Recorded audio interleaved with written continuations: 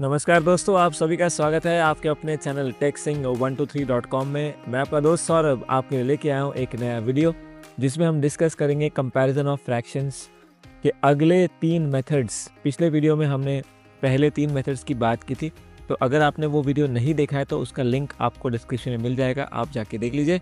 आज हम करेंगे कंपैरिजन ऑफ फ्रैक्शंस का सेकेंड पार्ट, जिसके अंदर हम और 3 मेथड्स आपके साथ डिस्कस करेंगे। तो चलिए शुरू करते हैं आज का धमाकेदार सेशन। इसके बाद करते हैं चौथे मेथड की बात, जिसका नाम है एलसीएम मेथड। अब एलसीएम मेथड में क्या होता है, ये इसका हिंट आप ऑलरेडी ले चुके हो क्रॉस मल्टीप्लिकेशन में, तो ये भी सेम चीज़ है। अब जैसे इनको कंपेयर करना है तो देखो, एक तो हम इसको हम कर सकते हैं परसेंटेज से और क्रॉस मल्टीप्लिकेशन से, ठीक है।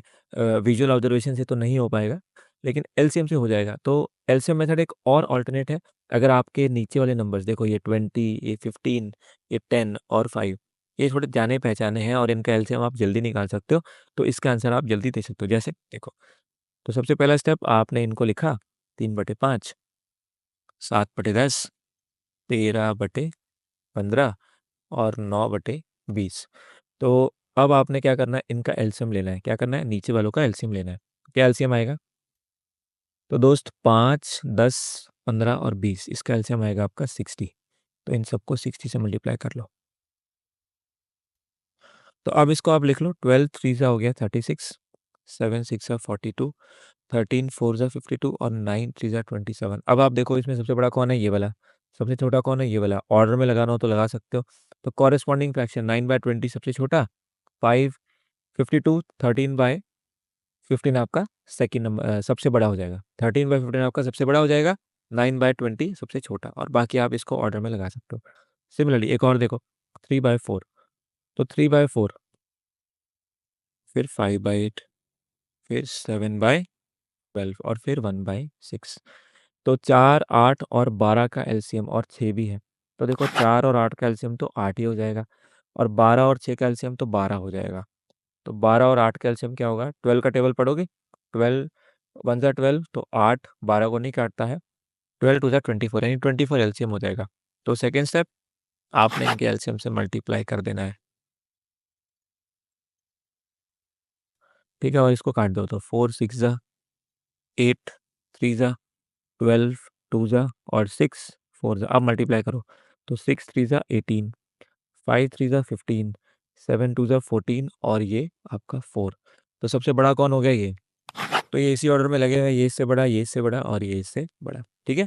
तो यही आपका आंसर हो जाएगा। अब बाकी आप इसको कंपेयर कर सकते हो।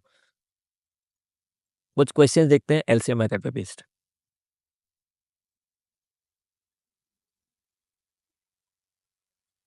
जैसे ये वाला देखो, ये एलसीएम मेथड पे हो जाएगा। कैसे? देखो, तो कहता है असेंडिंग ऑर्डर में बताओ कौन सा करेक्ट है। तो देखो, इसको आप कर तो सकते हो, आप इससे कर सकते हो।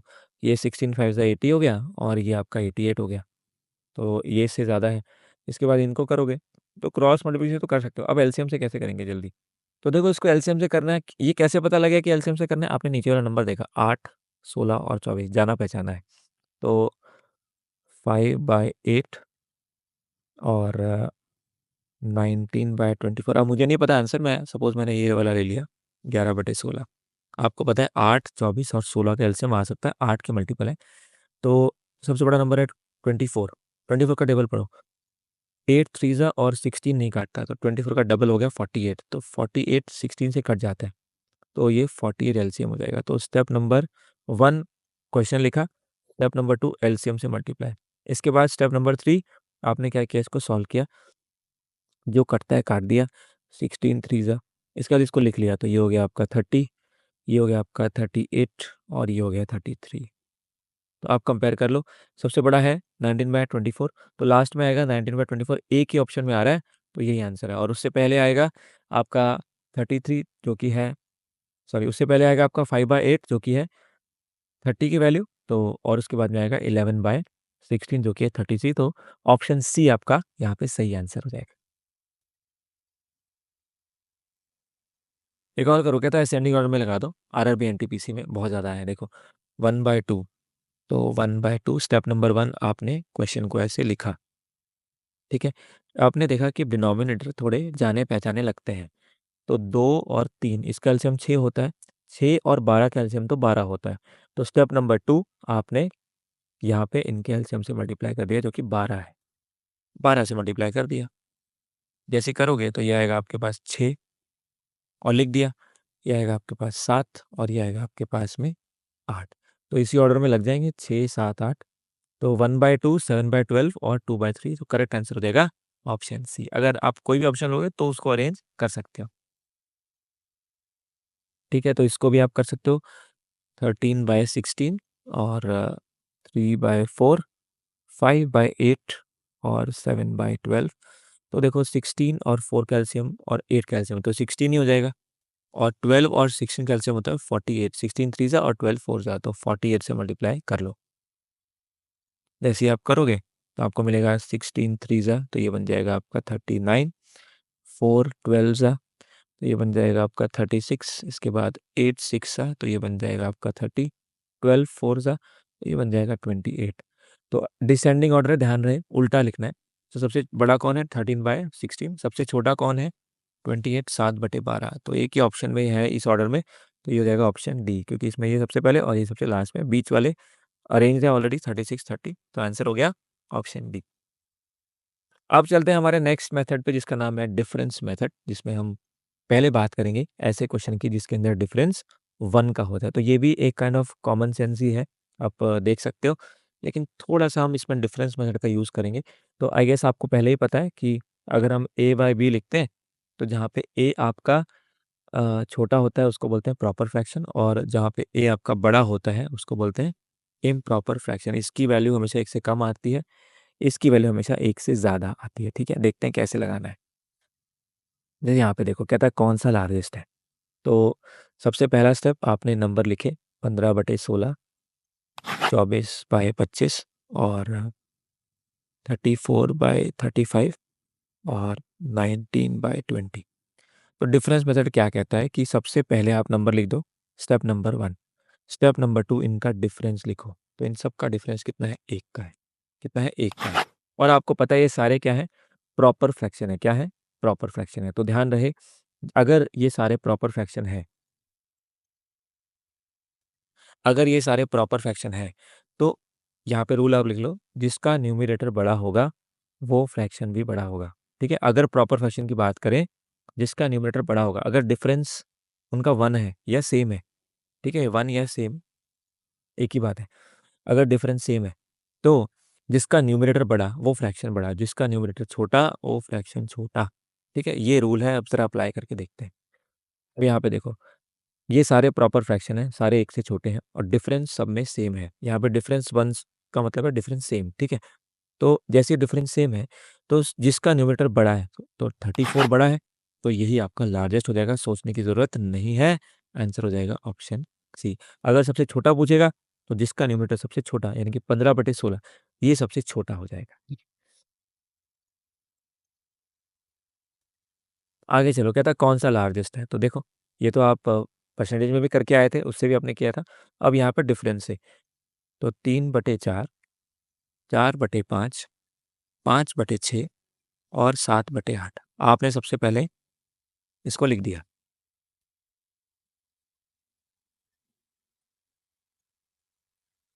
ये हो गया 7/8। सबसे पहला स्टेप आपने क्वेश्चन लिखा। अब आपने डिफरेंस देखा यहाँ पे 1 का, इधर भी 1 का, इधर भी 1 का, इधर भी 1 का। डिफरेंस सेम है। लार्जेस्ट पूछा है, जिसका न्यूमरेटर सबसे बड़ा वही आपका सबसे बड़ा नंबर होगा, सबसे बड़ा फ्रैक्शन होगा, तो आंसर होगा 7/8। सबसे छोटा पूछता तो 3/4 हो जाता। ठीक है, अब असेंडिंग ऑर्डर में लगाइए। तो देखो 2/3, 5/6 और 3/4। तो ये आपने लिख दिया नंबर 2/3, 5/6, 3/4। अब देखो डिफरेंस कितना है 1 और 1 और 1, ठीक है?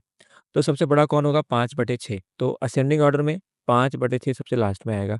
इसमें लास्ट में नहीं है, इसमें हो सकता है, इसमें हो सकता है, इसमें भी नहीं है। तो ये दोनों तो आपके ऑप्शन कैंसल हो गए। अब सबसे छोटा कौन होगा? जिसका न्यूमरेटर सबसे छोटा है, तो 2/3 सबसे पहले आएगा। तो 2/3 देखो यहाँ पे सबसे पहले नहीं आ रहा, तो ये भी कैंसल हो गया। तो करेक्ट कौन-सा हो गया? ऑप्शन सी 2/3 आएगा, फिर 3/4 आएगा, फिर 5/6 आएगा। इस ऑर्डर में चलेंगे। सिमिलरली डिसेंडिंग में लगा सकते हो। देखो इन सब का डिफरेंस सेम है, यानी कि जो सबसे बड़ा न्यूमरेटर होगा वो सबसे पहले आएगा, क्योंकि डिसेंडिंग ऑर्डर का मतलब है बड़े से छोटे की तरफ। तो ये 4 आएगा पहले, फिर 3 आएगा, फिर 2 आएगा, फिर 1। तो कौन से ऑप्शन में? ऑप्शन सी में। ठीक है, तो ये लार्जेस्ट फिर से पूछा है।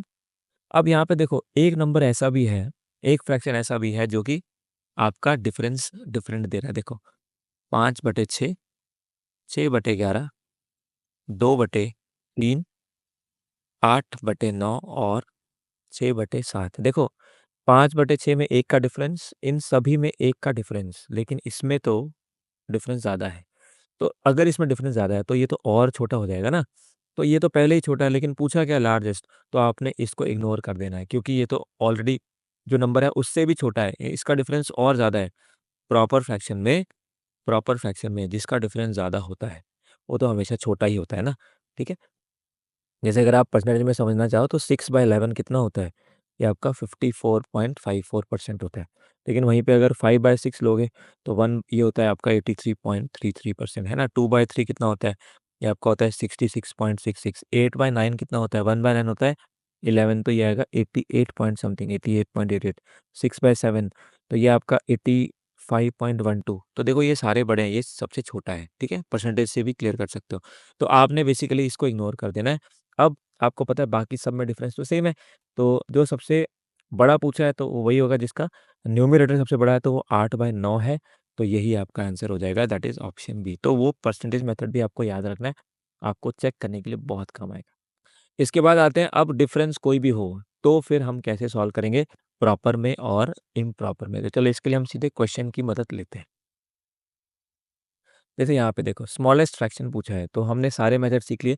अब और हमारे मेथड हैं जैसे कि डिफरेंस मेथड। तो सबसे पहले हम क्या करेंगे, अब हमारा डिफरेंस डिफरेंट हो सकता है 3/4, 11/13, 5/7 और 9/11। ठीक है, अब डिफरेंस देखो यहाँ पे 1 का है, यहाँ 2 का है, यहाँ 2 का है और यहाँ 2 का है। ठीक है, स्मॉलेस्ट पूछा है, तो अगर स्मॉलेस्ट पूछा है तो जो लार्जेस्ट है वो तो पहले ही हट गया। देखो इसका डिफरेंस 1 का है, बाकी सबका 2-2 का है, तो ये तो ज़्यादा ही होगा ना। तो स्मॉलेस्ट ये तो नहीं हो सकता, तो 3/4 तो नहीं हो सकता, इसको हटा दो।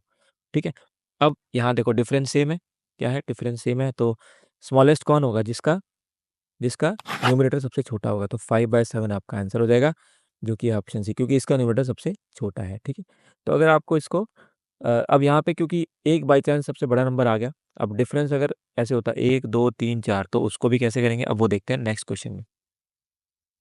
जैसे कहता है स्मॉलेस्ट फ्रैक्शन दिल्ली पुलिस में कहता है 11/16, 7/12, 12/15 और 4/7। तो सबसे पहला स्टेप है आपने क्वेश्चन लिखा, दूसरा स्टेप है इनका डिफरेंस लिखा। ये 5 है, ये भी 5 है, ये 3 है और ये 3 है। अब देखो यहाँ पे एलसीएम नहीं निकल रहा, बहुत टफ लगेगा एलसीएम लगाना। क्रॉस मल्टीप्लिकेशन तो कर ही सकते हो, कोई इश्यू ही नहीं है, बट हम क्योंकि नया मेथड सीख रहे हैं तो आपके लिए ये लर्निंग रहेगी। तो देखो, तो देखिए 5 और ये 3, इनका एलसीएम लेना है। सबसे पहला स्टेप था क्वेश्चन लिखा, दूसरा स्टेप था डिफरेंस लिखा, तीसरा है डिफरेंस का एलसीएम लिखना है। तो एलसीएम कितना है? 3 और 5 का 15। ठीक है, इसके बाद जैसे ही आपने एलसीएम लिखा, नीचे वाले को भूल जाओ, ये नीचे वाले को ऐसे कैंसल कर दो। ठीक है, क्योंकि एलसीएम लिख दिया है, नीचे वाले की अब कोई वैल्यू नहीं है, हमने अब नीचे वाला बेसिकली बराबर कर दिया। अब ये 15 आ गया। अब देखो 5 को किससे मल्टीप्लाई करें कि 15 है, तो 3 से, तो ऊपर वाले नंबर को 3 से मल्टीप्लाई कर दो। ठीक है, ऐसे इस 5 को किससे मल्टीप्लाई करें कि 15 है तो 3 से, तो बेसिकली इस जो डिफरेंस था उसके एलसीएम को इन डिफरेंस से डिवाइड करना है। तो जैसे 15/5 3, ऐसे ही 3 को किससे मल्टीप्लाई करें कि 15 आ जाए, तो 5 से, ऐसे ही इसको भी किससे, 5 से। तो ये है आपका डिफरेंस मेथड। अगेन रिपीट करता हूँ, पहले आपने डिफरेंस लिखा, सबसे पहले तो नंबर ही लिखा, फिर डिफरेंस लिखा, फिर तीसरा step LCM of the difference. ठीक है, उसके बाद चौथा स्टेप एलसीएम से डिफरेंस को डिवाइड कर दिया, स्टेप नंबर 4। ये था आपका स्टेप नंबर 3।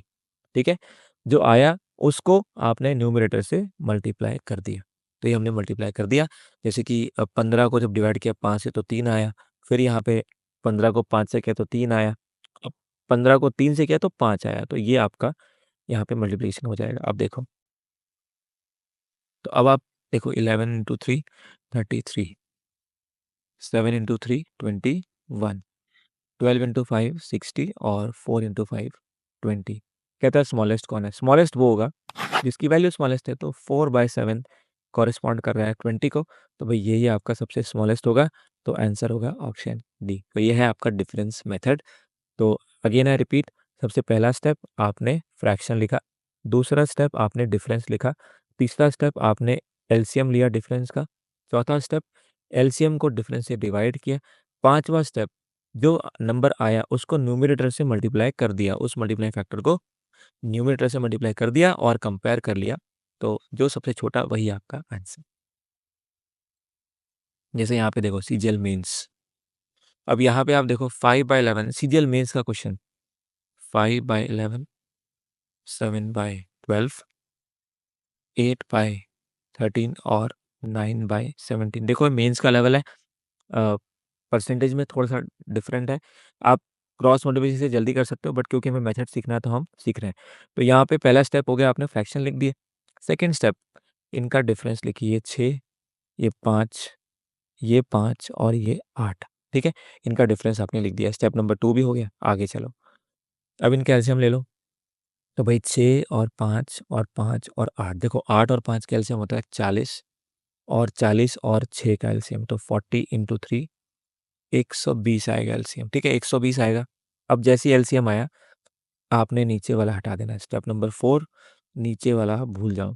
तो अब इस 6 को 120 से डिवाइड करना है, तो 6 2 ज़ा 12, तो 20 से मल्टीप्लाई करो।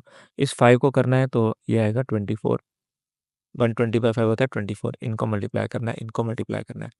फिर से 5 से डिवाइड करोगे 120 को, तो 24 आएगा।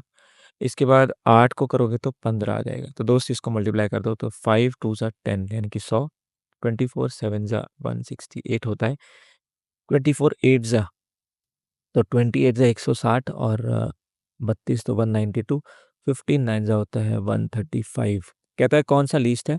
तो सबसे छोटा वैल्यू है आपका 5/11, तो यही आपका आंसर हो जाएगा। That is going to be option B. तो ये है दोस्त आपका डिफरेंस मेथड। मेंस के क्वेश्चन भी हमने इसे सॉल्व किए। तो दोस्तों इसके बाद हम चलते हैं, एक क्वेश्चन आपका आता है लार्जेस्ट और स्मॉलेस्ट फ्रैक्शन के डिफरेंस का। तो कॉन्सेप्ट सारे यही रहेंगे। अब आप उस क्वेश्चन को देखिए। जैसे ये आता है, कहता है लार्जेस्ट और स्मॉलेस्ट फ्रैक्शन का डिफरेंस बताओ। तो मेथड आपको सारे पता है, तो ये नंबर छोटे छोटे से हैं, तो आप इसको किसी भी मेथड से कर सकते हो। तो जैसे 2/3, तो अब देखो, अब इसमें आपको लार्जेस्ट और स्मॉलेस्ट बताना है, तो कंपैरिजन कर सकते हो। तो सबसे पहले आप 2/3 और 3/4 लिख दो, फिर 4/5 और 5/6 लिख दो। देखो 2/3 होता है 66.66%, ये होता है 75, ये होता है 80 और ये होता है 83.33। सबसे बड़ा कौन है? 83.33 यानी कि 5/6। तो लार्जेस्ट, सबसे छोटा कौन है? 2/3। तो इनका डिफरेंस लेना है, तो सॉल्व कर लो। देखो इसको सेम कर लिया करो, ये 6 है तो इसको 2 से कर दो, इसको भी 2 से कर दो, तो ये भी 6 बन गया। तो ये 5 - 4, तो यानी कि 1/6। तो आंसर क्या हो जाएगा आपका? Option C, that is 1/6। तो चलिए नेक्स्ट क्वेश्चन है, सीआरपीएफ एचसीएम में आया हुआ डिफरेंस बताना है स्मॉलेस्ट और लार्जेस्ट के बीच में। तो यहाँ पे आप देखो नंबर देखो, 5/9, 7/11, 8/15 और 11/17। ठीक है, अब देखो, अब यहाँ पे आपने डिफरेंस लगाना है, क्योंकि अगर आप 2 बार क्रॉस मल्टीप्लिकेशन लगाओगे तब जाके आपको एक बार लार्जेस्ट निकालना है, एक बार स्मॉलेस्ट निकालना है। तो यहाँ पे आप देखो, ये 6 हो गया और ये 7 हो गया और ये 4 हो गया। इनका एलसीएम लो, 4 और 7 का एलसीएम होता है 28, 28 और 6 का एलसीएम तो 28 और 6 का एलसीएम, तो ये आ जाएगा आपके पास। इसके अंदर होता है 7 इंटू 4, इसके अंदर होता है 2 इंटू 3। तो देखो 7 प्राइम नंबर है, 4 है और 3 है, तो ये आ जाएगा आपका 7 इंटू 12 84। तो दोस्त एलसीएम आ जाएगा आपका 84। करके भी देख सकते हो, 28 3 ज़ा 84 और 6 आपका, तो ये 10 टाइम से ज़्यादा चला जाएगा, तो इसलिए मैंने ऐसे सॉल्व करके देख लिया। क्या किया मैंने, ये देखो 28 बना 7 और 4 से, 7 और 4 से, 6 बना 2 और 3 से, तो 4, आपको पता है एलसीएम के लिए हम बड़े से बड़ा फैक्टर लेते हैं ना, जैसे 2 का बड़ा फैक्टर 4 है तो 4 ले लेंगे। 7 ऑलरेडी प्राइम नंबर है, तो एज इट इज रहेगा, और 3 भी प्राइम है तो एज इट इज, इसको मल्टीप्लाई किया तो आ गया 84, तो 84 आपका एलसीएम आ गया। तो अब आपका एलसीएम आ गया 84 मल्टीप्लाई। अब जैसे ही एलसीएम आया तो स्टेप नंबर 3 में आपने डिनोमिनेटर को हटा देना है। तो देखो ये 4 किससे मल्टीप्लाई होगा, 21 से, यहाँ होगा 4 फिर से 21 से, यहाँ होगा 7 12 से, और ये 6 है तो ये हो जाएगा आपका, तो ये आपका हो जाएगा 6 1 सा और 6 4 सा, तो ये आपको मल्टीप्लाई करके देख लेना है। तो 5 इंटू 21 105, 7 इंटू 21 147, 12 8 सा 96, 11 इंटू 14 154। कहता है स्मॉलेस्ट और लार्जेस्ट, लार्जेस्ट कौन है, 154, तो ये कॉरेस्पॉन्ड कर रहा है 11/17 को। तो आपने 11/17 लिखा। सबसे छोटा कौन है, 96, यानी कि 8 बाय आपका 15 मल्टी, तो अब इसको क्रॉस मल्टीप्लाई करो, 18 इन दोनों को मल्टीप्लाई करो 17 इंटू 15, और इधर मल्टीप्लाई होगा तो 165, और इधर होगा 17 इंटू 8, ये माइनस है तो 136, तो क्या आ जाएगा। तो अब इनका डिफरेंस ले लो, 15 माइनस 6 आपका 9, और ये बचेगा 29। इनको मल्टीप्लाई करोगे क्योंकि ये को प्राइम नंबर्स है तो ये आएगा 255। तो देखो एक ही ऑप्शन में था, वैसे ही 15 माइनस 6 9, एक ही ऑप्शन में 9 था, बाकी किसी में नहीं था, तो यही आपका आंसर होगा, आगे कटेगा नहीं, तो आंसर हो जाएगा ऑप्शन ए। ऑलराइट, अब आते हैं हम नेक्स्ट टाइप में, जिसमें अब हम जो हमने मेथड्स अभी तक सीखे हैं अब उनको अप्लाई करना है और थोड़े टफ क्वेश्चंस करने हैं, ठीक है। इसके बाद हम चलेंगे हमारे लास्ट टाइप पे, जो कि है परसेंटेज चेंज मेथड या अप्रॉक्सीमेशन मेथड। तो यहाँ पे देखिए, कहता है इन फ्रैक्शंस को डिसेंडिंग ऑर्डर में लगाइए। तो आरआरबी एनटीपीसी में आया हुआ है, तो आपने फ्रैक्शन लिखे 7/9, 11/47, 5/13 और 24/29। तो आपने करना क्या है, आपने क्रॉस मल्टीप्लिकेशन लगाना है, क्योंकि इसमें एलसीएम नहीं लग रहा और डिफरेंस भी बहुत ज़्यादा है। देखो 11 और 47 का डिफरेंस बहुत ज़्यादा है, और यहाँ पे 5 है, और एलसीएम में भी दिक्कत आएगी। तो इसमें सिर्फ क्रॉस मल्टीप्लिकेशन चेक कर लेना है, क्योंकि डिसेंडिंग ऑर्डर है, तो स्मार्ट खेलना है हमने। इसमें क्या करना है, देखो आपने पहले दो को चेक किया, जैसे आपने इन दोनों को चेक किया है, तो ये आ गया आपका 7 7 जा 49 और 28 और 432, फिर ये आ गया 99। कहता है डिसेंडिंग ऑर्डर, इसका मतलब कि ये वाला इससे बड़ा है, तो 7/9 ग्रेटर होना चाहिए, तो 7/9 पहले आना चाहिए। तो 7/9 यहाँ पहले आ रहा है, कोई दिक्कत नहीं है। देखो यहाँ 7/9 पीछे आ रहा है, यानी कि ये गलत ऑप्शन है, तो ये आंसर नहीं हो सकता, ठीक है। यहाँ पे भी देखो 7/9 11/47 के बाद आ रहा है, यानी कि दोस्त ये भी आंसर नहीं हो सकता। तो इसमें स्मार्ट खेलना है, आपने किसी भी ऑप्शन को उठा लेना है और क्रॉस मल्टीप्लिकेशन से चेक कर लेना है। तो इन दोनों में से आंसर होगा। अब हम कोई और भी चेक कर लेते हैं, जैसे हम ये दोनों, ये वाला भी चेक कर लेते हैं। सपोज़ ये चेक करते हैं, तो 11 इंटू 13 होता है आपका 143, 47 इंटू 5 हो जाएगा आपका 40 इंटू 5 200, और 7 इंटू 5 35। तो ये वाला ज़्यादा आ रहा है, यानी कि 5/13 ज़्यादा है, तो ये बड़ा होना चाहिए। तो 5/13 पहले लिखा होना चाहिए 11/47 से, ठीक है? क्योंकि ये ज़्यादा है। तो देखो इस ऑप्शन में 5/13 11/47 के बाद लिखा है, जो कि गलत है। 5/13 पहले होना चाहिए, क्योंकि ये ग्रेटर है। तो यहाँ पे देखो 5/13 पहले लिखा हुआ है 11/47 से, और साथ ही साथ ये हमने ऑलरेडी चेक कर लिया था कि 11/47 7/9 के बाद लिखा है, तो आगे चेक करने की ज़रूरत नहीं है। ऑप्शन डी आपका करेक्ट आंसर हो जाएगा, ठीक है? अब आते हैं आरआरबी एनटीपीसी के दूसरे क्वेश्चन पे। असेंडिंग ऑर्डर में अरेंज करना है, असेंडिंग मतलब छोटे से बड़े की ओर। तो अब आपने जैसे ही थोड़े फ्रैक्शंस पे नज़र डाली, तो आपने देखा 22/7 तो एक इम्प्रॉपर फ्रैक्शन है, तो ये 1 से ज़्यादा है। लेकिन देखो ये 13/17 ये तो 1 से कम है, ये भी 1 से कम है, और ये भी, यानी कि एक फ्रैक्शन इम्प्रॉपर है। तो जो इम्प्रॉपर है आपको पता है उसकी वैल्यू 1 से ज़्यादा होती है। इसका मतलब असेंडिंग ऑर्डर में लिखते वक़्त कोई और नंबर तो नहीं है जो 1 से ज़्यादा है, बाकी सारे 1 से छोटे हैं, तो ये लास्ट में आना चाहिए, यानी कि ये ऑप्शन नहीं हो सकता। इन तीनों में से कोई एक होगा, क्योंकि इन तीनों में ये लास्ट में आ रहा है। तो पहले तो आपने ये चीज़ चेक कर ली, ठीक है? आगे देखो। तो ये आंसर हो नहीं सकता। अब इनमें देख लेते हैं। अब किसी एक को कंपेयर करो, जैसे मान लेते हैं आपने कंपेयर किया 2/3 और 11/19 को। देखो इसमें ना डिफरेंस लग पाएगा और ना ही आप एलसीएम से कर पाओगे, तो इसमें क्रॉस मल्टीप्लिकेशन लगाना है और किसी भी दो में लगाना है। तो जैसे आपने यहाँ लगाया, तो ये बन गया 38 और ये बन गया आपका 33। असेंडिंग में बताना था तो 33 पहले आना चाहिए।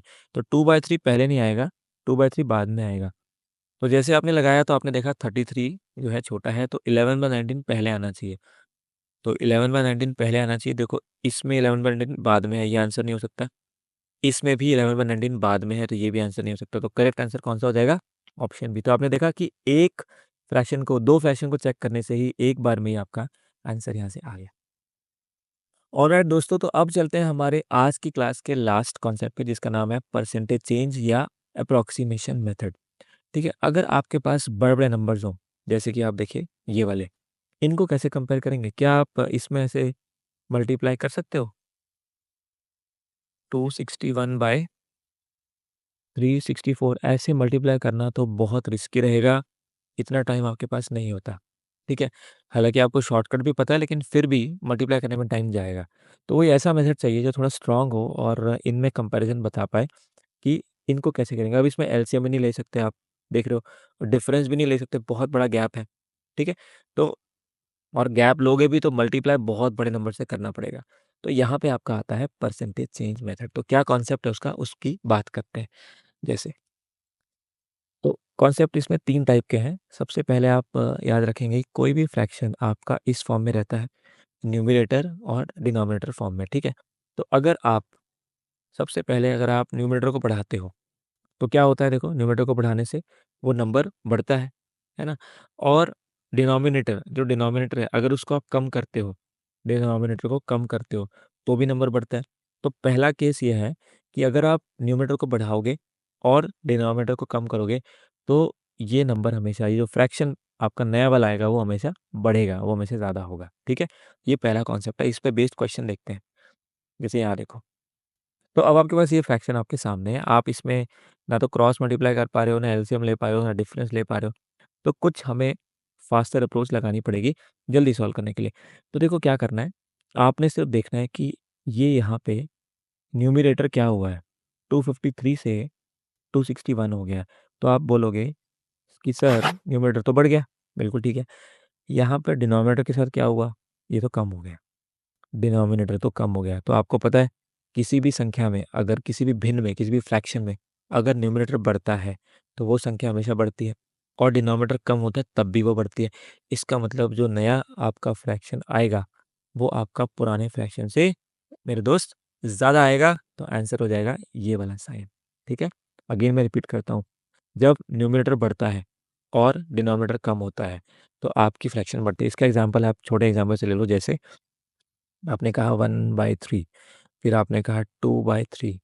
तो देखो 1/3 होता है आपका 33.33%, है ना? इंटू 100 करते हैं, ये होता है 66.66%। वहीं पे अगर आप 3/3 भी ले लोगे तो ये बन जाएगा 100%। यानी कि ये सबसे ज़्यादा है, ये सबसे कम है। तो जैसे ही आपने देखा न्यूमरेटर बढ़ा तो आपकी वैल्यू बढ़ी। ठीक है, लेकिन इम्पैक्ट क्या है कि अगर इसका रिवर्स, अगर डिनोमिनेटर की बात करो तो देखो, अगर ये ले लो 1/4, 1/5, 1/6, आप जानते हो 1/4 होता है 25%, ये होता है आपका 20%, और ये होता है 16.66%। तो देखो, अगर आपका डिनोमिनेटर बढ़ रहा है तो फ्रैक्शन क्या हो रही है? कम हो रही है। ठीक है, लेकिन अगर आपका, अगर रिवर्स जाओगे, यहाँ से इधर जाओ, अगर डिनोमिनेटर कम हो रहा है, ये 6 हुआ, फिर 5 हुआ, फिर 4 हुआ, तो क्या हो रहा है? आपकी फ्रैक्शन बढ़ रही है। तो यहाँ पे भी यही कॉन्सेप्ट है, डिनोमिनेटर कम हुआ तो फ्रैक्शन बढ़ गई, न्यूमरेटर बढ़ा तो फ्रैक्शन बढ़ गई। तो इसी करके हमारा साइन ये वाला आ जाएगा मेरे पास। ठीक है, तो ये है आपका फर्स्ट टाइप।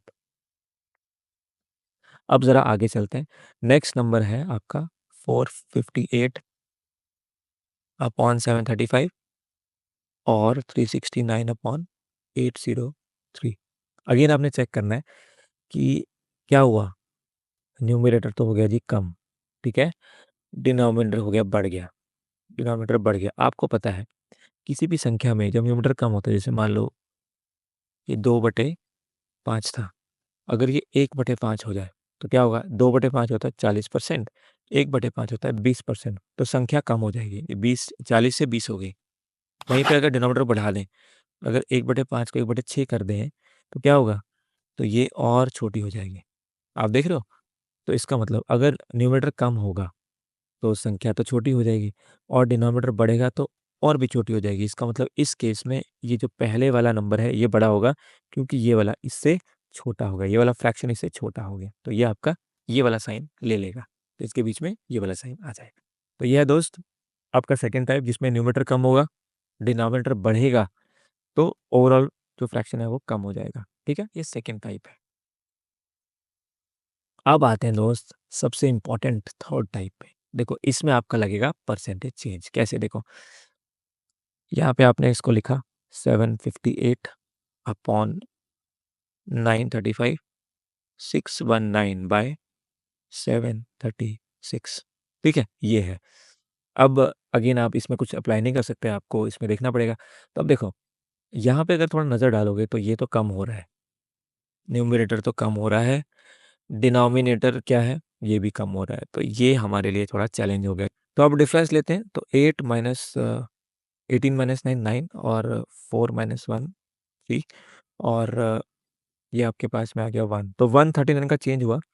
ये हम देख रहे हैं दोस्त न्यूमरेटर में कितना परसेंटेज चेंज होगा। ठीक है, तो 139 हुआ किस पे? आपका 758 पे। तो ये कितना परसेंट है? ऐसे ही आप डिनोमिनेटर में परसेंटेज चेंज देखोगे तो कितना आया ये। अब आप यहाँ पे डिफरेंस देखिए, 15 माइनस 6 9, और ये आएगा आपके पास में 12 माइनस 3 9, और यहाँ पे 8 माइनस 7 1। तो 199 का चेंज आया किस पे? 935 पे। तो ये चेंज देखना है, जिसका इम्पैक्ट ज़्यादा उसकी तरफ को हमारा फ्रैक्शन झुक जाएगा। अब देखते हैं कैसे। तो अब हमें परसेंटेज चेंज देखना है किसका ज़्यादा है। तो यहाँ पे देखो 139 758 का कितना परसेंट है, तो यहाँ पे देखते हैं 758 क्या है अपने आप में, वही 100% है। तो इसका 10% कितना आएगा, डिवाइड करोगे 10 से तो आएगा 75.8। तो इसको नियरली ले लेते हैं 76, क्योंकि 0.5 से ज़्यादा है। तो 10% की वैल्यू है 76, हमें पहुंचना है 139 तक, तो इसका डबल करते हैं तो ये आएगा 152। तो ये 20%, तो अगर ये 152 होता तो ये फिर 20% हो जाता है। ठीक है, मोटा मोटा, लेकिन ये थोड़ा इससे कम है। तो इसका मतलब आप कह सकते हो कि ये वैल्यू 20% से कम है। ठीक है, अब देखते हैं क्या इसमें 20% का कुछ आ रहा है। यहाँ पे देखो 935 और ये 199, तो 935, तो 93.5 इसका 10% है ना।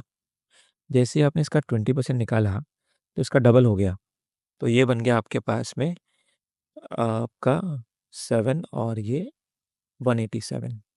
ठीक है, तो आप देख रहे हो ये 199 187 से ज़्यादा है, यानी कि मेरे दोस्त ये 20% से ज़्यादा आएगा इसका आंसर। ठीक है, इसका मतलब आपने देखा कि न्यूमरेटर का इम्पैक्ट ज़्यादा नहीं है, डिनोमिनेटर का इम्पैक्ट मेरे दोस्त ज़्यादा है। तो डिनोमिनेटर का इम्पैक्ट ज़्यादा है, और डिनोमिनेटर हो क्या रहा है, डिनोमिनेटर दोस्त कम हो रहा है, डिनोमिनेटर कम हो रहा है। देखो न्यूमरेटर भी कम हो रहा था, डिनोमिनेटर भी कम हो रहा था, लेकिन किसका इम्पैक्ट ज़्यादा है, किसका परसेंटेज चेंज ज़्यादा है, तो डिनोमिनेटर का परसेंटेज चेंज ज़्यादा है। इसका मतलब आंसर वो होगा जो डिनोमिनेटर के कम होने से होता है। तो आप जानते हो कि अगर डिनोमिनेटर कम होता है तो क्या होता है, जैसे अब ये 1/5 है तो 1/4 होते हैं, तो ये फ्रैक्शन बढ़ जाती है। इसका मतलब ये वाला आपका बढ़ जाएगा, तो आपका आंसर हो जाएगा ग्रेटर देन वाला साइन सेकंड फ्रैक्शन के लिए आएगा। दोस्त ये है आपका थर्ड कॉन्सेप्ट। आई होप आपको समझ में आया है। तो क्या देखना है इसमें कि दोनों में परसेंटेज चेंज कितना आ गया। अगर दोनों ही कम हो जाएँ या दोनों ही बढ़ जाएँ तो आपने दोनों में परसेंटेज चेंज चेक करना है, और जिसका परसेंटेज चेंज ज़्यादा उस तरफ जो है फ्रैक्शन चली जाएगी कंपैरिजन के तौर पे। ठीक है, तो यही आपका आंसर हो जाएगा इसमें। तो दोस्त ये था आज का सेशन। तो ये सेशन देखने के लिए आप सभी का बहुत बहुत धन्यवाद।